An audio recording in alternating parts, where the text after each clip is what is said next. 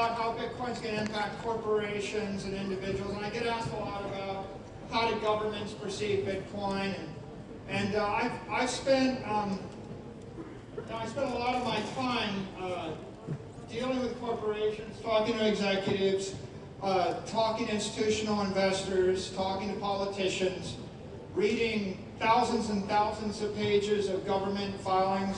I'm the kind of guy that I will listen to every minute of congressional testimony just so I know what each of the 40 congressmen said or thought. Admittedly, I'll do it on a speed listen, but I will listen because I want to know what they thought. And so what I prepared today is kind of an amalgam of my views on this, and I think this is the perfect audience to present it to. After I finish, I'm sure I'll get a chance to meet some of you, and I'll look forward to getting your feedback. Portable, durable, and maintainable. If you're a living creature, you're converting your work into organic energy. We call it fat. Fat's the most scarce, desirable, portable, durable, maintainable asset in the organic world. It might have been demonized, but if you can't generate fat, you're a type 1 diabetic. Life is going to be short and brutal and difficult. You really need to be able to store energy. Now, if you're an individual, a company, a family, a government, you have the same exact challenge. Now, we all know Bitcoin is the best asset. Woo!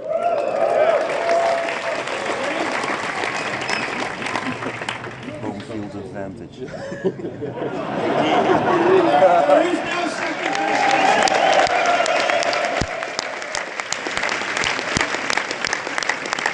And that is why we are here, right? We need an asset. Bitcoin is the best. There is no second best. But why is that the case? Well, let's just start with Bitcoin is digital. And the entire world for the last 5,000 years has lived on analog assets. Real estate, gold, silver, paper, money, bonds, buildings, collectibles, sports teams, livestock, cattle, and bales of tobacco, seashells, and glass beads. Now we have a digital asset. In fact, this is the digital asset. Maybe this is the only digital asset. Now, what is that? What kind of asset is it? Well, you could think of it as digital capital. Now, we talk about capitalism. There are hundreds of trillions of dollars of capital. Bitcoin is digital capital. You could also call it property. We have hundreds of trillions of dollars of property in the world. Bitcoin is digital property, something you can own. We could also call it wealth. Bitcoin is digital wealth. Analog wealth is when you own hundreds of acres of land somewhere. We can also call it digital money. Money, medium of exchange, a store of value, a unit of account. But as you see, sometimes when people get wrapped, when they get focused on money, they immediately go to medium exchange, and they immediately think about a currency, and they immediately get themselves wrapped around the axle in acquisition to the peso or the dollar or the naira, and it becomes a very political discussion. When you come back to think of it as property or wealth, then it becomes much less political. And of course, my favorite, Bitcoin is digital energy. Now, fat is organic energy. The universe is made up of energy. Matter is static energy. Einstein showed us that when he gave us the E equals mc squared. He said matter is energy, energy is matter. Now, Bitcoin is more than these things. I could go on for a while, but the point of this is not to talk to you about what Bitcoin is. You already know what Bitcoin means to you. The real point of this discussion is to talk about what Bitcoin means to the rest of the world. Bitcoin's going to have many types of participants in the future. One set of participants, one set of people that are going to be plugged into the Bitcoin network are clearly individuals. There are 8 billion individuals on the planet. What are individuals going to contribute to the Bitcoin network? Right? The individuals bring creativity, they bring clarity, they bring conviction, they bring capability, they bring the conscience to the world, and of course they are going to hold. They're going to hold Bitcoin. life, right? Now, how many? Lots, right? Right now, there are hundreds of millions of individuals who have an interest in Bitcoin one way, shape, or the other. It's going to be billions. It's going to continue to grow. And a lot of times, a lot of our education is really focused on the individual. But I think that we can't stop with the individual, because these individuals form groups, families, corporations, governments. They form nonprofits. They form clubs, churches. There are a lot of ways that individual creativity and aspiration manifest itself. Of course, one of my favorites is families. There's a billion families, about a billion families. And why do families matter? They're the future of humanity. That's why they matter, right? Families bring the compassion, they bring the community, they bring continuity, they bring joy, they bring hope. And a family is just a much more powerful unit than just an individual. Families will hold. And we're starting to think about families now and how they join the network. But there's a third organization, third type of group, an investment company. This is a set of organizations that have not been involved in Bitcoin much for the first 15 years of its existence. But investment companies can be, they can be mutual funds, they can be trust funds, they can be exchange-traded funds, these ETFs, they can be hedge funds, and they have not trillions, but probably $100 trillion worth of assets floating out there, and they get to decide how those assets will be disposed of and how they'll be situated. And they are actually acting on behalf of families and on behalf of individuals. So, on one hand, you can't write them off when they could decide to reallocate $10 billion from gold to Bitcoin on behalf of 18 million retirees that used to work for the Postal Service, right? And when they make that decision, they're making that decision that impacts families and impacts individuals, but they're also making the decision as a fiduciary. And the last 36 days have been an illustration of how important these kind of companies are, because every day in the market, they're buying hundreds of millions of dollars of Bitcoin, they're trading it, and they're building up billion-dollar positions. This has just started. We're 36 days into a massive adoption of just these exchange-traded funds, but it's going to just keep going. And they're going to ripple all through the world, through all sorts of economies, and they will have a profound impact, and in my opinion, a profound impact for good. It used to be, if you go back to 2018 in the Bitcoin community, if you said the word, you said Larry Fink, they would say, oh, Larry Fink doesn't like us. And in the year 2024, Larry Fink goes on television and speaks to leaders in the world and says Bitcoin is a store of value. It protects the sovereignty of the individual. It allows you to achieve your hopes. It is hope. Larry Fink has said Bitcoin is hope. Now, what does that say to me? It says, we don't have enemies. What we have are people that need Bitcoin that don't yet know why they should be our friend.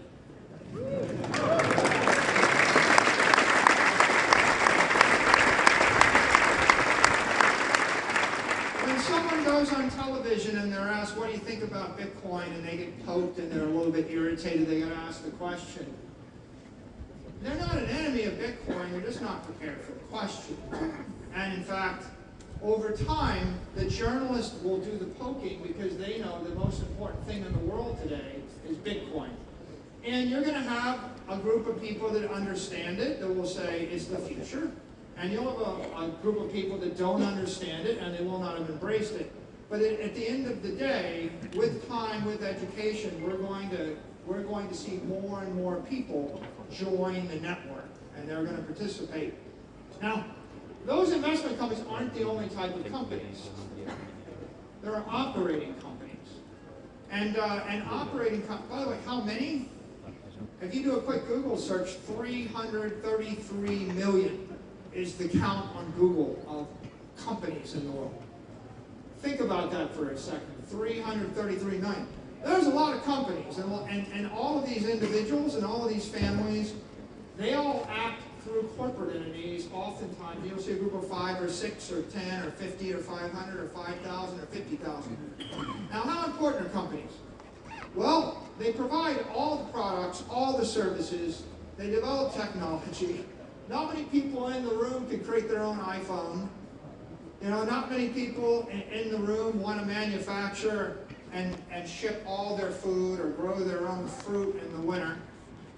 These companies are critical to our quality of life. We know that from Wall Street economics. But if you're wondering, like, how long have we had specialization of labor?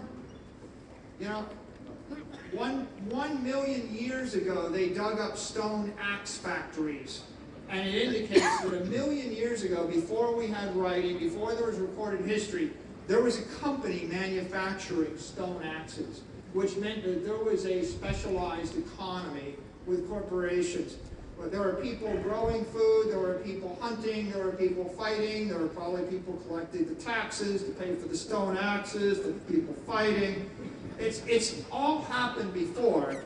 And today, companies like Apple and Google and Microsoft perform pretty systemically important roles, as does the airline that flew you here, as does the contractor that built the stadium or built the bridges or the tunnels or the airports you landed on. These are important. What are they going to bring to Bitcoin? Well, they're going to bring new services, like Cash App as a service. They're going to bring new products. They're going to bring you your signing devices. They're going to bring you full nodes or integrated nodes or the like. They're going to bring new technology. One day, I believe Apple, Microsoft, Google, they will all integrate Bitcoin and layer 2 protocols like Lightning into their phones, into their computers, into their web services, into their cloud services. They're going to bring cool applications. You know, every single Bitcoin wallet, Lightning wallet, is a cool application. They were all made by a corporation. They're going to provide support and maybe importantly, they provide credibility, right? Companies have credibility with the people. When a large corporation offers something to 1 billion people over the weekend, you get 437 million downloads, right? An individual can't get 437 million people to do anything over the weekend. When a company has a problem, they pick up the phone, they call the White House, or they call a senator, or they call a congressman, or they go to court and they sue. Companies actually can avail themselves of the legal system, the political system, the executive branch. You know, sometimes they're in controversies, but companies have credibility, and that credibility will defend the network, it will spread the network, it will enhance the network, it will actually embrace or enhance and support the lives of every individual and every family. We need them, right? Companies are not, you know, the evil empire creature that's against you. Companies are just made up of people, and the person running the company either understands Bitcoin or they don't. And if they don't, then they're just a supporter waiting to be recruited. Or there'll be someone that understands it, and they own it personally, and they're waiting for the political environment in their company to change so that they can buy it corporately. You know, Tim Cook has admitted to, you know, owning Bitcoin, right? Lots of senior level CEOs own it. Sometimes they're reacting to their shareholders, their board of directors, their employees, their regulators, and privately, individually, they would pursue one agenda, but publicly, because they have to they have to represent the corporate interests, and they have to respect the constituencies they serve. Like the customers that don't understand it, they have to wait until their customers understand it or demand it before they can move. But ultimately, these operating companies are going to be great supporters of the network. They already are, and they will hodl. They're going to build Bitcoin on their balance sheets in the same way. Now we get to everybody's favorite, banks, right? And you could be your own bank. That's the promise of Bitcoin. But you know, there are thousands, if not tens or hundreds of thousands of banks in the world, and they're serving, who knows how many people, billions and billions of people, and they're custodying hundreds of trillions of dollars of assets, and they are intertwined essentially in the fabric of the economy. And Bitcoin offers them something too. It offers them the same benefits and many of the benefits it offers a family, an individual, corporation. But what do? Well, they custody, they extend credit, they'll give you a loan, they make sure that they deal with compliance rules. How many different sets of rules are there in the world? There's 10,000 jurisdictions, 10,000 different sets of rules. And the banks have armies of lawyers and accountants and compliance people to figure out how to give you a mortgage or to figure out how to give you a car loan. Right? It's a lot of work. You don't really want to borrow money from the dude down the street, right? They call that a loan shark. And yes, you can do it, but the interest rate, is going to run to 70% a year, not 7% a year. So however bad you think it is with a bank, it gets infinitely worse when it's an individual, right? And they don't sue you. They break your legs. You don't pay the bill. So banks are really important for these things. They also have an important role in transfer, settlement, moving assets around millions of times a day or billions of times a day.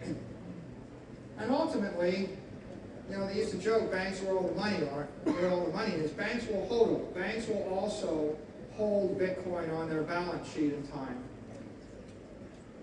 As will nonprofits, right?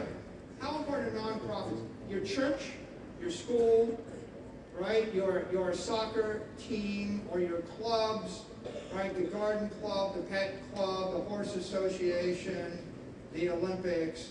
Every possible nonprofit, every activist group. You know that almost 6% of the U.S. economy is nonprofits? I mean, it's an incredible amount, right? And so what can they contribute? Well, they educate, they empower, they will expand the Bitcoin network throughout the world. They'll go places that maybe you don't want to go, and they will go, right? They will drive engagement, right? They have missions to engage with the weak, the young, the old, the poor. I mean, everybody, everywhere, over the border where you are not. They go into dangerous war zones. They're the Red Cross, right? They provide medical services, right? And they provide advocacy. They're pretty effective at providing advocacy. When they're on your side, they spread ideas all through the world. And when they're against you, they can also be not so good. And they're endowed, right? The greatest endowments in the world, the Harvard, the Yale endowments, right? These institutions like Cambridge or Oxford, they've been around for hundreds and hundreds of years. That's because they have endowments. Bitcoin is the best asset in the endowment, right? This is a solution to them, and this is a need they have. And we will see more and more of them embrace this. And then finally, I could subdivide the world into 37 categories, but I'm going to end with governments, because oftentimes people think, well, the government is against Bitcoin, and what I'm here to say is the government is made up of people, and the government's here to provide essential services everywhere on earth to deal with defense, water, sewer, education, medicine, insurance, social security, for the young, for the old, for the orphans. There's a lot of things governments do, including keeping traffic working and keeping the ports working. And so how do they interact? What can they bring to the Bitcoin network? Education. We're actually here in Madeira at the only reason I'm here is I was invited here by the president of Madeira, right? So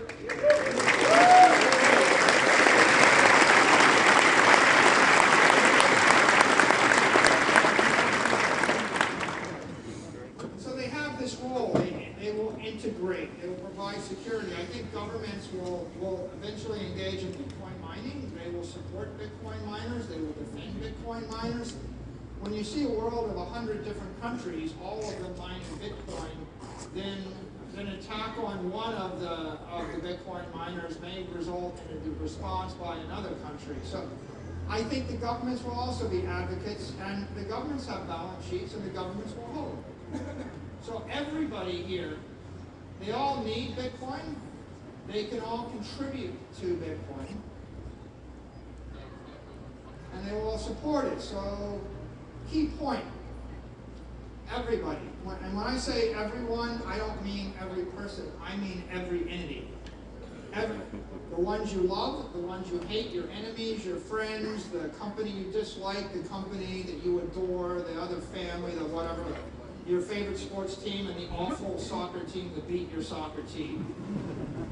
Sorry, awful football team that beat your football team. It's not just Bedford that needs Bitcoin. Everybody benefits from it. They may not know it, but they do benefit. Why do they benefit? Because the story of civilization is about purging toxicity from our systems. Right? Humans started living longer when we realized we shouldn't drink water with germs in it. And then we realized why we cook our food, to get the toxic germs out of the food. Right? And then at some point we realized that if we could get the toxic pathogens out of our blood, we might live longer.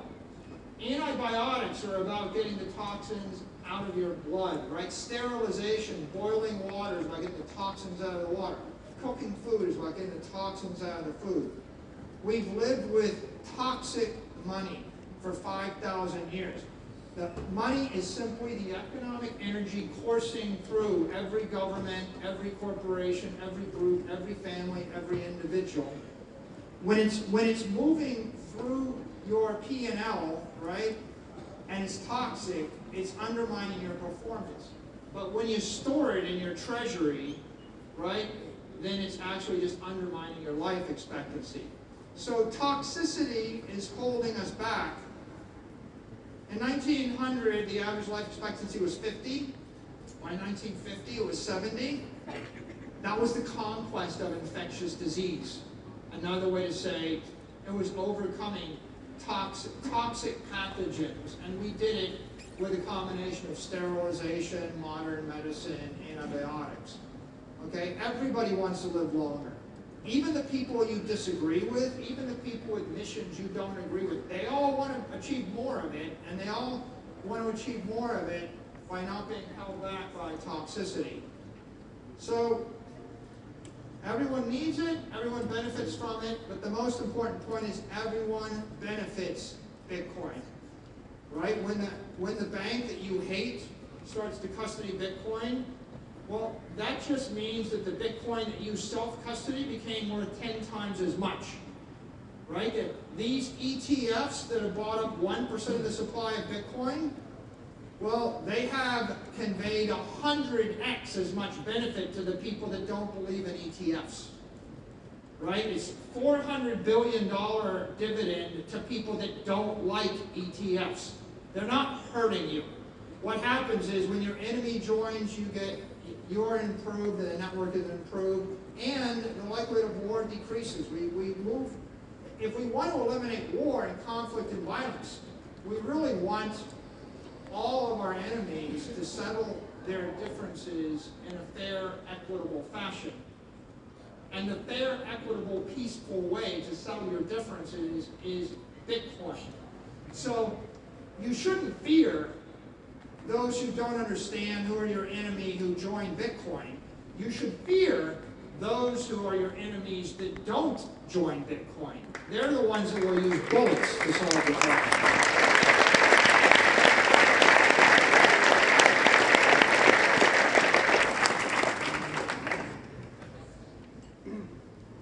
So let's get to the happy part. How are individuals going to benefit from Bitcoin?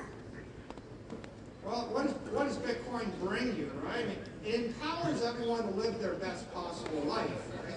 It's bringing you freedom, economic freedom, political freedom. You go where you want. You have control of your destiny. It's not that different, for people that fast, we've discovered that you don't got to eat for 3 or 4 days.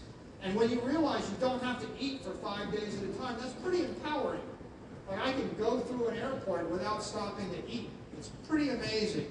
Well, imagine being able to go where you want to go. It opens up opportunity for you. It provides you with emotional security, mental security, physical security, economic security. It provides camaraderie. I mean, look at us all here today. I have something in common with every one of you. And it's just awesome.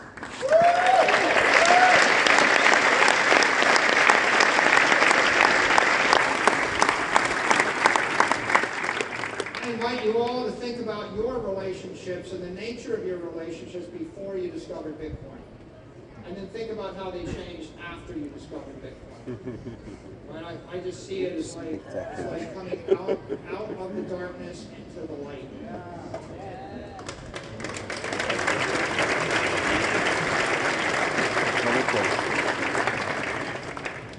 And that's why I see Bitcoin as empowerment and hope for the individual. But for the family, what does it mean to the family? It is a foundation to support your family for generations. Effective property. I'll give you a classic cliche tragedy. Our family came to this country. My great-grandfather bought this farm. My grandfather farmed this land. My father farmed this land. Now I can't pay the taxes on it. We got to sell it and all move into like apartments. Why? Because property is a defective way. It was the best idea 200 years ago, I get it. But if you actually own 1,000 acres and then someone comes in and creates a state and a mayor gets elected and the mayor decides to spend lots of money on whatever, and they raise your taxes and raise them again and raise them a third time, pretty soon the people with the farm can't pay the taxes, and then the government decides that you're the bad guy. They take all your land and eject you or evict you. You know, and maybe they don't do it directly. Maybe first you mortgage the farm, and then you can't pay the mortgage, and then the bank seizes your property. And that's a tragedy. What is the tragedy? The tragedy is you built your family on a defective asset. You need a defective money. Not your fault. I mean, look, you go back a million years, people are dying at age 28. They have no antibiotics. We didn't know that sugar was toxic. Our teeth fell out. We didn't know how to deal with a pneumonia infection. You get cut, you die. You know, someone drinks water, it kills them. You eat the wrong food. You get dysentery. You get cholera. No, you know, the history of humanity is people dying and suffering because of toxicity. And the promise of technology is first we come up with the science to figure out it's toxic, right? The microscope let us look into the blood and realize that there were bacteria that were killing us, right? You need the instrument, then you need the understanding, then you solve the problem, right? That is the story of civilization. That is how humans progress. Well, with families, a lot of families struggle, and the economic struggle is a defective economic strategy. Bitcoin gives you that foundation. And you can use it to protect your family, relocate anywhere, change your career, create a legacy, accumulate more assets, accumulate wealth, plan for the future. You know, if you ask me, before Bitcoin, if you asked me, how are you going to create or fund your foundation for the next 100 years? I would have said something like, I guess I'd give all my money to Wall Street and I'll hire some good money managers, and 70 years from now, the grandson of someone that I hired today might go to college, figure out what to do and day trade or shuffle my money around so I don't lose it. I mean, that's the best idea. It's not a good idea, right? Right? That's how the Rockefellers do it, right? But you know, what you'll see is that 100 years after someone actually accumulates some wealth, the money's generally gone 99% of the time.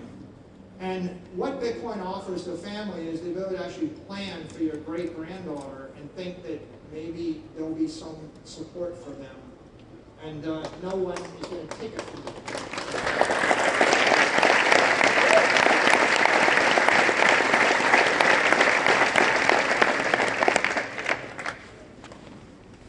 What do those investment companies need Bitcoin, right?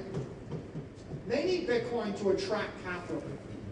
You see it happening, $600 million flowing into BlackRock yesterday, $10 billion in a month. Right? If you look at the ETFs, what you'll see is that the Bitcoin ETFs are crawling up past all the commodities. They're about to eat the gold ETFs, and then they're going to eat the S&P 500 index ETFs. And when that happens, yes. Hell yeah. Everybody's going to take note. Vanguard is going to take note. Right? The world is going to change. You can't attract capital without Bitcoin, and you can't outperform.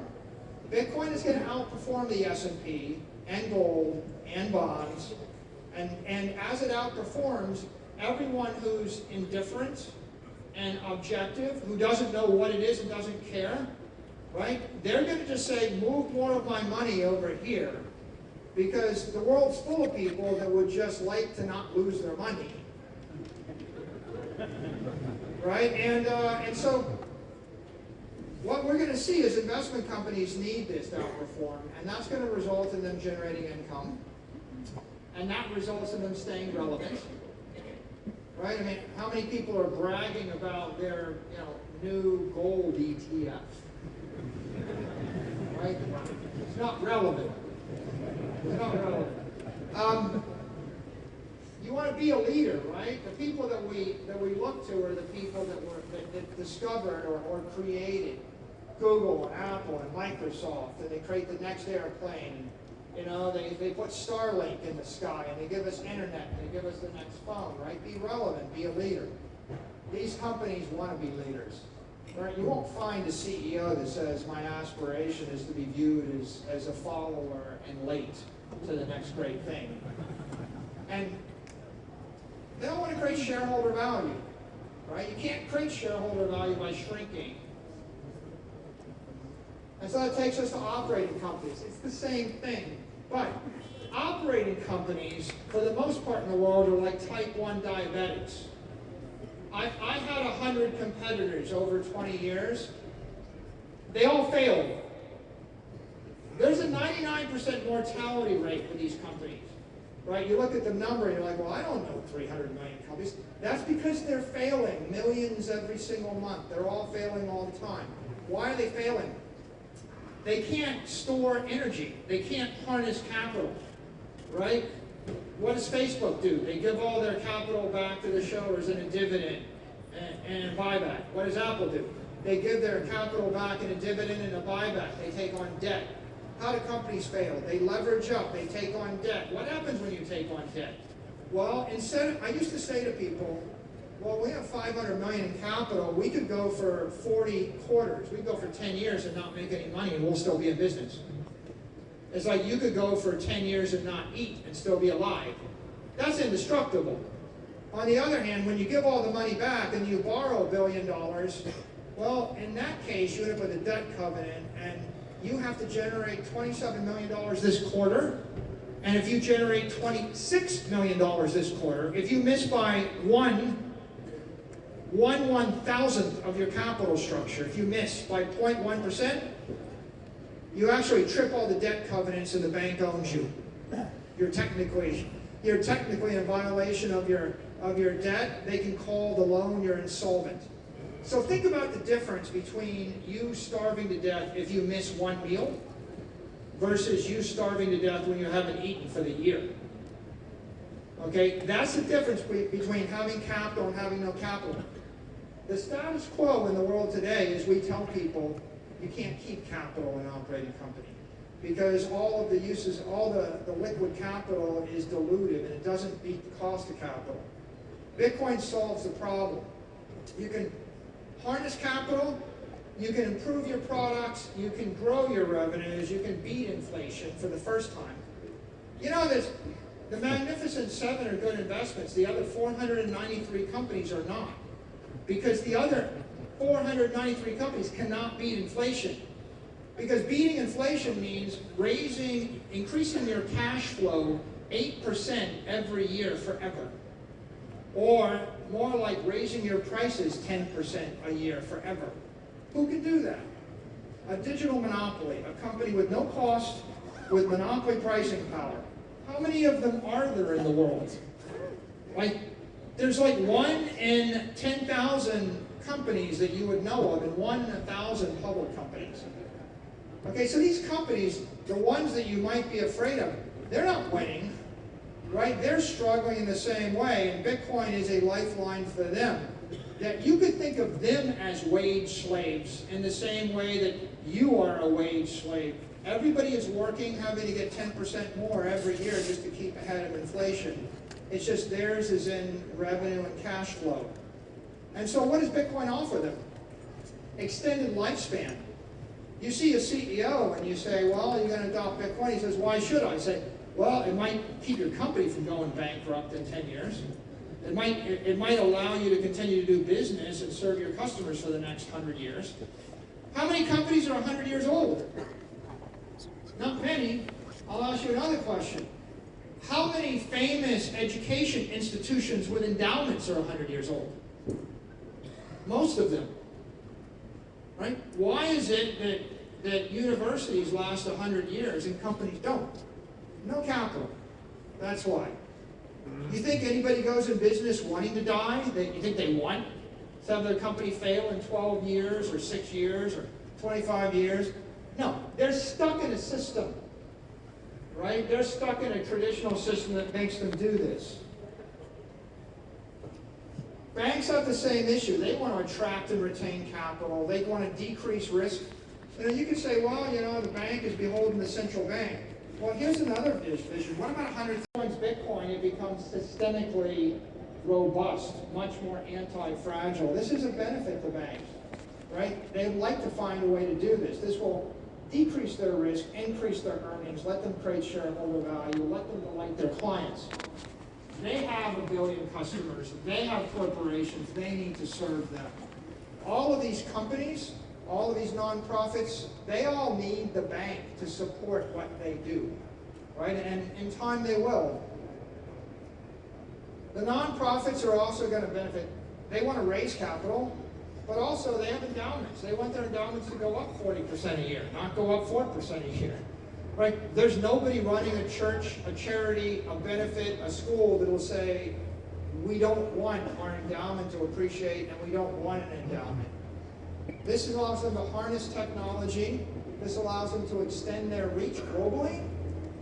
Bitcoin is money that's global, and it's got a half-life of forever.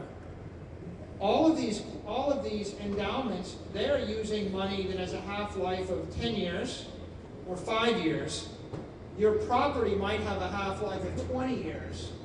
Their investments are short duration, and their investments are local, right? Their property is local. So Bitcoin stretches your scope across time and space. Now tell me, what charitable pursuit doesn't want to do more and last forever? They all do, right? You won't find anyone that says, well, we just want to be out of business in 3 years. So Bitcoin's a solution to nonprofits. And for governments, traditionally people have thought, well, the government doesn't like or won't embrace Bitcoin. But they will embrace Bitcoin because Bitcoin provides them with the financial power to thrive in the 21st century. And there's no government on earth that doesn't appreciate the power of money, right? This will allow them to lower taxes. It will allow them to strengthen their currencies, defend their sovereignty, improve their economies, join the global community, and delight their citizens. You say, well, could you achieve that with infinite money? And say, well, I don't know if I can achieve it, but it'll make it a lot easier, right? And if you said, well, how about if I just took all your money away from you in 5 years? Would that make it easier or harder? And the answer is, it would make it somewhere between hard and impossible. So now I get to the important part of my talk. This is where you come in.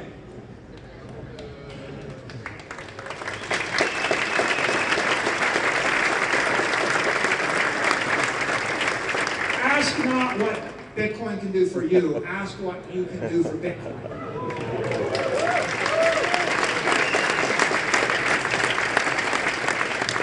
Bitcoin needs you. That's the reason. If you're wondering why you're here because Bitcoin needs you. And my deepest hope is when you leave, you'll leave empowered, inspired, and enabled to go do good for Bitcoin wherever you go back to after you leave Madeira.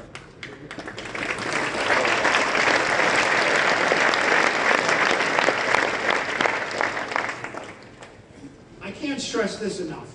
Everyone you encounter is an opportunity to improve the world by gaining their support for Bitcoin. Your customers, your employees, your boss, your investors, your clients, the mayor, the coach on the team, the parents at the PTA meeting, the teachers of your kids, the doctor at the hospital, your dentist. Everybody you run into is an opportunity. And what we can do collectively that'll make the biggest difference is spread to people, right, the knowledge of Bitcoin. It's like, if you knew that drinking dirty water would kill you, you would tell people you love to stop drinking it. If you knew antibiotics could save their life, you would tell them about your experience. When it comes to this, and I've got the orange pill here, and we talk about orange pilling, but I break it down in two different cycles, right? First of all, everybody you meet has an intellectual perspective on Bitcoin. Okay, and they're going to click through these 5 years. The first perspective is denier. Bitcoin is a scam, it's tulip bulbs, it doesn't exist, it's a ghost, a mirage, a pyramid scheme. Miners in the world and say, oh, look, there's like hundreds and hundreds of data centers burning more gigawatts of electricity than the U.S. Navy. This is not a scam. This is the most powerful computer network in the world. And we want to get them from denier to skeptic. The skeptic is, okay, I get it. Bitcoin may be a good thing, but it's too good to be true. The government's going to ban it. You hear that a lot. Okay, it's good. I get it. But someone's going to take it away from you, the skeptic. And what you have to then show is, well, if the government was going to ban it, they wouldn't be bragging about having captured 3 billion of it and selling it in the open market. Right? Nor would they approve the ETFs, nor would they be fighting over who gets jurisdiction over it. Right? And we need to move people from denier to skeptic. And then the next step, we take the trader. Okay, well, maybe I guess I might buy some, but I'll probably sell it. I'll buy it if it's going up. I'll sell it if I think it's going down. I don't have an opinion, but look, that's a step up.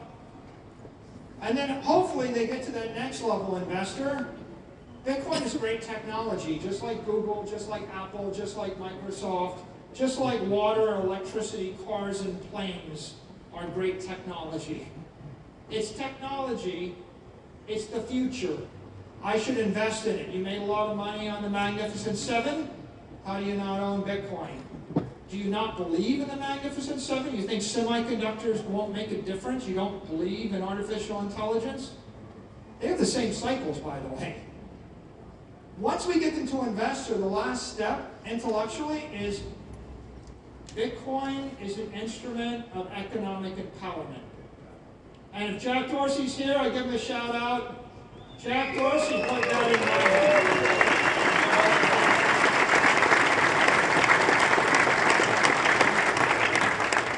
By the way, don't get dejected that someone may actually be a denier. You know who was a denier? Me. And you know what I became next? A skeptic. And then at some point, I looked and I said, the world's kind of messed up and interest rates are zero and my dollars are generating zero. I'm going to buy Bitcoin, and I became a trader. And then after I bought the Bitcoin, I started reading a lot more and listening to a lot more podcasts and thought about it, and I realized, no, I should be an investor. And I would say when I got in there, when you started hearing about me, I was kind of at the investor stage, but it was everybody in this community and every Bitcoin podcaster and every writer and every educator that collectively got me over the line to becoming a maximalist. Where I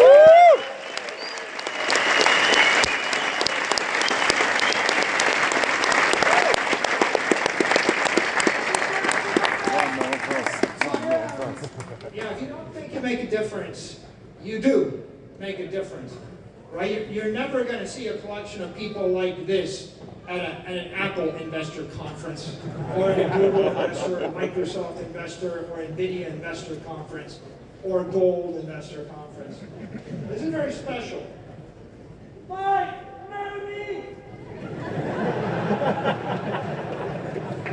I like the orange. I'll marry the orange.